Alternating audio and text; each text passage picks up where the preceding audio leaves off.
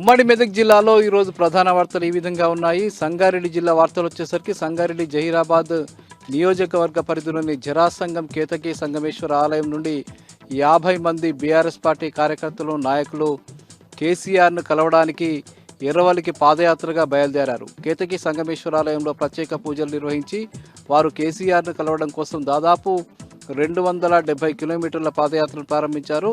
ఈ పాదయాత్రని స్థానిక ఎమ్మెల్యే మాణిక్రావుతో పాటు శివకుమారు తదితరులు ప్రారంభించారు.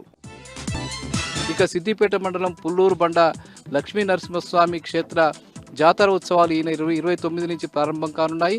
29, 30, 31 తేదీల్లో జాతర ఉత్సవాలు ఘనంగా జరుగుతున్నట్టుగా ఆలయ కమిటీ సభ్యులు అట్లాగే దేవాలయ వంశపారంపర్య అర్చకులు ఈ సందర్భంగా ఏర్పాటు చేసిన విలేకరుల సమావేశంలో తెలిపారు.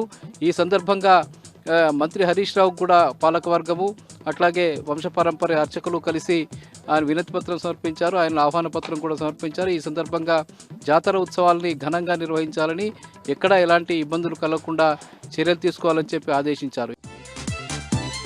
ఇంకా దుబ్బాక నియోజకవర్గ పరిధిలోని భూంపల్లి ఎక్స్ రోడ్ వద్ద ఈరోజు రైతులు పెద్ద ఎత్తున ధర్నా నిర్వహించారు.